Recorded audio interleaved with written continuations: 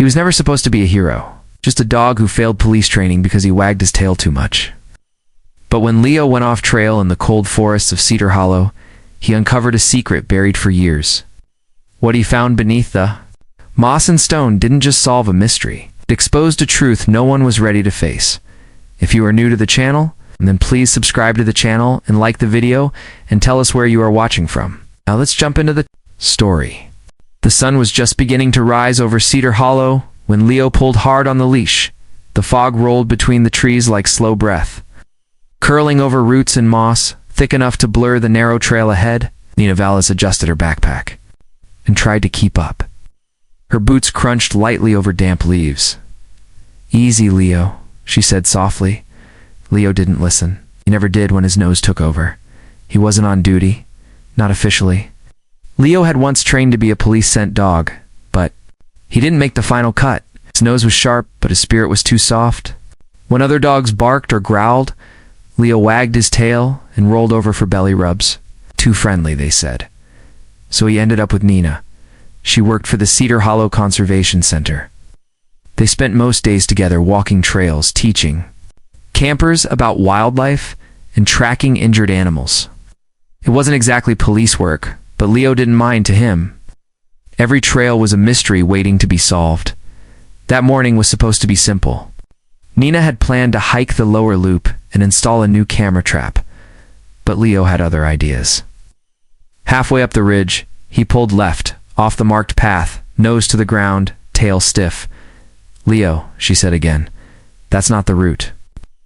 Stopped briefly and looked back at her, ears up, eyes alert. Then he turned and kept going. Nina sighed but followed. The terrain grew steeper, loose rocks, twisted roots. It had rained the night before, and the earth was soft underfoot. They passed through a patch of tall ferns and into a narrow clearing. That's when Leo stopped. He stood perfectly still. His nose hovered above a patch of dirt near a boulder covered in moss and lichens. He let out a single bark. Nina caught up, breath short. "What is it, boy?" Leo pawed at the earth. Once, then again. Something stuck out just beneath the surface. Nina crouched down and brushed away the leaves. A strip of torn fabric, faded blue and frayed at the edge. Attached to it was a thin metal clasp, rusted but still whole. It looked like the strap of a backpack. Nina's stomach tightened. She pulled out her phone and took a photo. Then, carefully, she cleared more of the surface. Psst, pieces of nylon, strands of rope, and finally, a small metal tag. Half buried under the soil, she cleaned it with the corner of her jacket. The engraving was still visible. T. Ellery. Nina froze. The name was familiar. 3 years ago, a young climber named Tom Ellery had gone missing in Cedar Hollow. He'd been part of a pair attempting to summit the granite bluff near Raven's Edge. Both men vanished. Search teams scoured the area for weeks but found nothing. No gear, no tent, no remains. Just silenced until now. Nina stood slowly and looked down at Leo. He sat beside the boulder, calm but alert, his eyes on her face. "You found him," she whispered. She dialed the local ranger station. Within an hour, the quiet trail was filled with voices. Yellow tape marked the perimeter. A forensics team arrived with gloves and tools. Nina stood to the side, arms crossed tightly over her chest, watching as they examined the site. Leo sat beside her, tail still.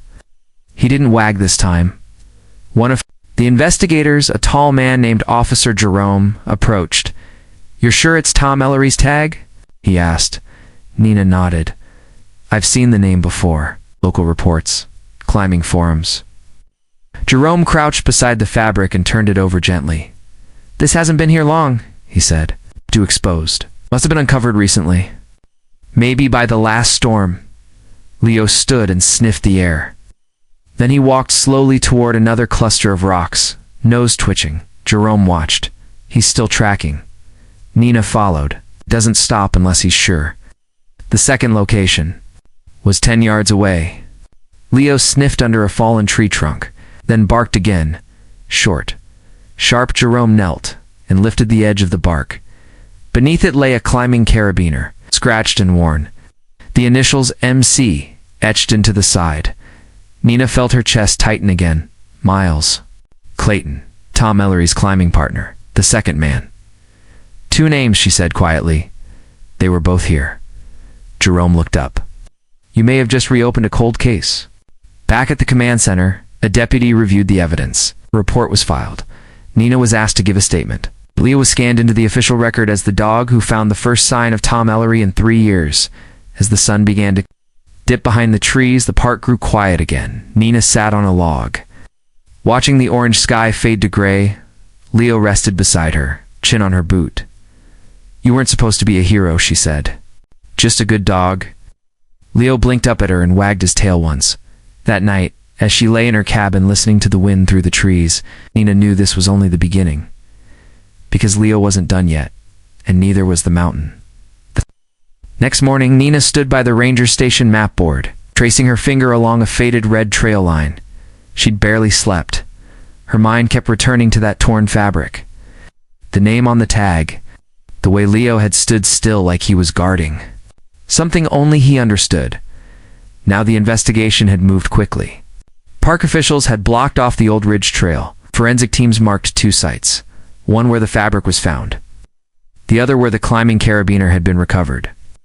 Both areas were about 20 yards apart, located just below a rockfall. Zone, Tom Ellery, had disappeared with his climbing partner, Miles Clayton. Both were experienced, strong, and used to tough terrain. No one had expected them to simply vanish. But now, something had changed. Leo sat beside the ranger jeep, his eyes fixed on the trees. He wasn't wagging, not sniffing the air or asking for treats. He was still, alert, just waiting. Nina reached down and stroked his fur. We're not done, are we? The sound of tires crunching over gravel turned her head. A dusty sedan pulled into the lot. A woman stepped out, dressed in hiking boots and a faded jacket. Her eyes were sharp, focused. She walked straight toward Nina. You're the one who found the tag, right? She asked. Nina nodded. With my dog Leo, I'm Raina, Ellery, the woman said. Tom was my brother. Nina felt her breath. Catch, she held out her hand. Raina shook it firmly. I brought his old trail maps, Raina said, lifting her pack. And his climbing journal. If he left any clue, it's in here. Inside the ranger lodge, they laid everything out across a long wooden table. Nina, Raina, and Officer Jerome sat in silence as the journal pages turned. Tom had written everything down. Weather notes, gear lists, climbing routes, favorite lookout spots. But one page stood out. June 15th. Talk to the old rancher. Again, it read Miles Whitaker. Says there's a shortcut up the East Bluff. Not on the maps, but he swears it's safe. Might try it tomorrow. Nina frowned. Miles Whitaker. Jerome looked up. He owns property near the edge of the park. We've worked with him before. Good guy, lets us through his land when needed. Did he tell anyone he knew Tom and Miles? Nina asked Jerome. Shook his head. Not that I know of. Then why suggest an unlisted trail? Raina asked. Especially 2 to out-of-towners. Jerome scribbled the name on his pad. I'll check it out. Leo suddenly stood and walked to the door. He scratched once. Nina followed him outside. He led her around the building and into the woods. His nose hovered just above the ground. Tail low. Slow, cautious steps. She kept her distance, letting him lead. They passed a row of old boulders, slipped between 2 pine trunks, and stopped at a steep drop near a ravine. Leo paced in a circle, nose twitching at the wind. Then he stopped cold. Nina looked down. A scrap of red fabric was caught on a branch just below the edge. She slid down the slope carefully, grabbing roots and rocks to steady herself. The fabric was nylon, thin but strong, like a climbing tarp, or a pack cover. The edges were frayed and sun-dash bleached. She pulled out her phone and called Jerome. By noon, the site was marked and measured. The search crew expanded the perimeter. Beneath the slope, hidden under thick brush, they found another piece of gear. A water bottle with initials carved into the side. M.C. double quotes, Miles Clayton. Raina whispered when they showed it to her. Leo barked. Once? Not loud. Just enough to get their attention. He was standing at the base of a tall outcrop, nose fixed toward a narrow gap between two slabs of granite. Jerome walked over and knelt. We've got another one, said Nina, crouched beside him. There, under a layer of dirt and pine needles, was a climbing harness. Torn, the metal clips bent.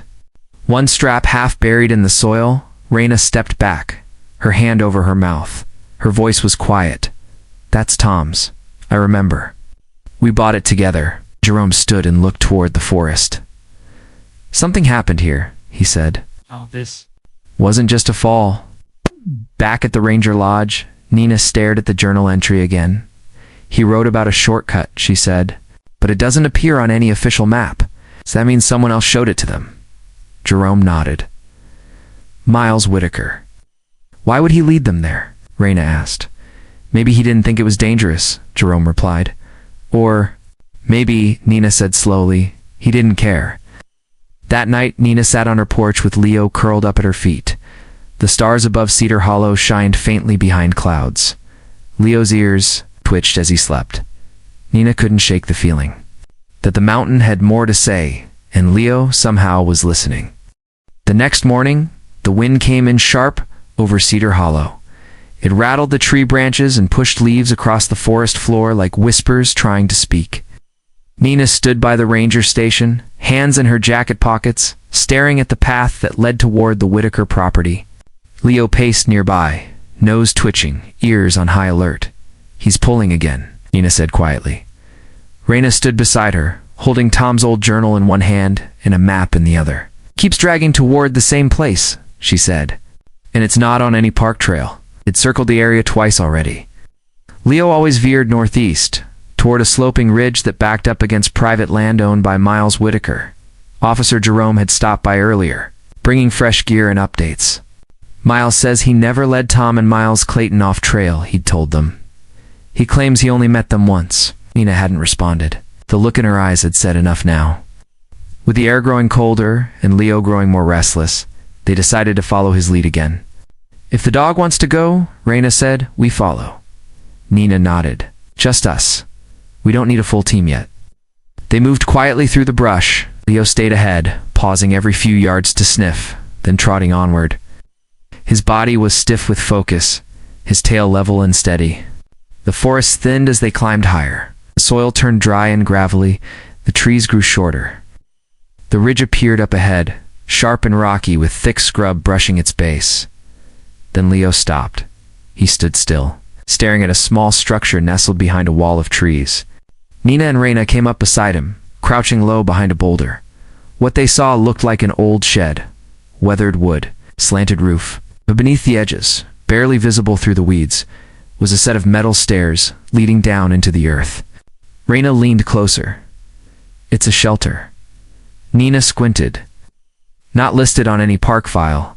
Not on any property map either. They crept closer, hearts racing, unsure what they were walking into. Leo moved slowly now. No barking, just silent steps toward the sealed entrance. He stopped at the top of the stairs and sat, his eyes locked on the dark metal door. Raina knelt and pressed her ear to the frame. A sound, like something scraping against concrete. There's someone inside, she whispered. Nina's breath caught. They backed away quickly. No sudden movements. No noise. Back at the ranger station, Nina radioed Officer Jerome. She explained everything. The structure, the sound, Leo's reaction, the location. He was quiet for a long time. We'll need to bring a team, he said finally. But if it's private property, we need permission or a warrant. How long will that take? Nina asked. Too long, he said. That evening, Raina returned to her car and sat for a long time, staring at the dashboard. Her brother had always left trails. Notes, maps, plans. If he had made it anywhere near that shelter, there had to be more. She opened the journal again. In the back, there was a loose scrap of paper, hand-drawn path. No names, just arrows and a single note. He said it saves time.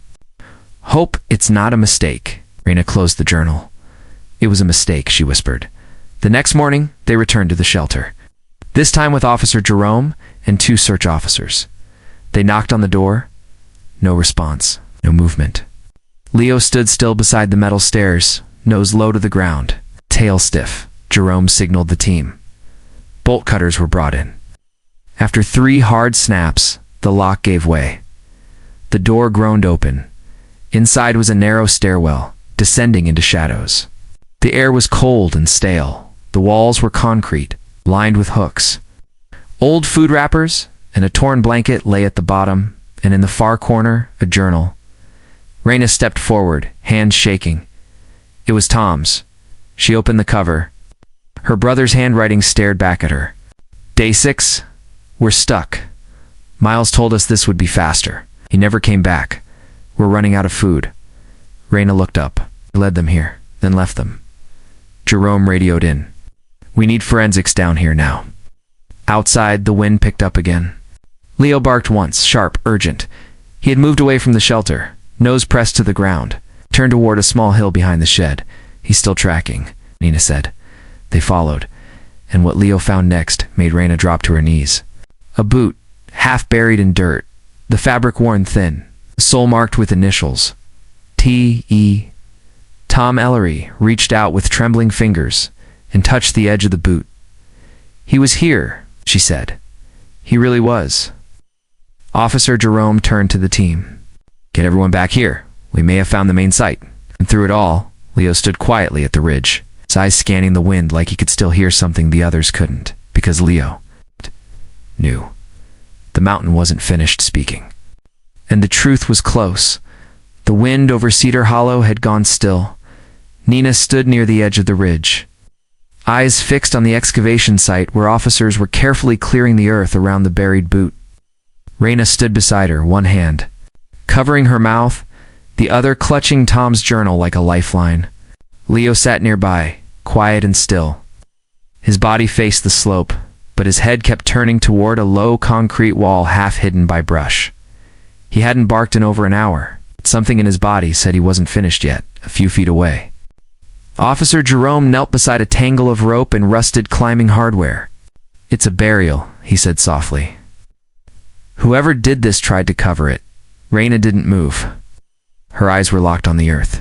Do you think it's him? She asked. Jerome nodded. We won't know for sure until the coroner confirms.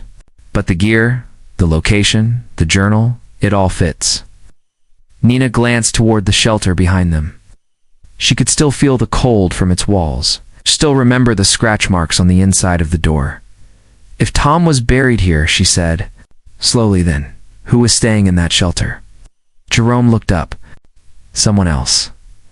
That night, Nina couldn't sleep. Neither could Raina. They sat by the fire pit outside the ranger cabin, hot drinks in hand, eyes on the stars.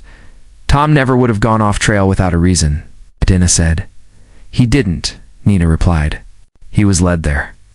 The next morning, search crews returned with ground-penetrating radar and a full forensics team.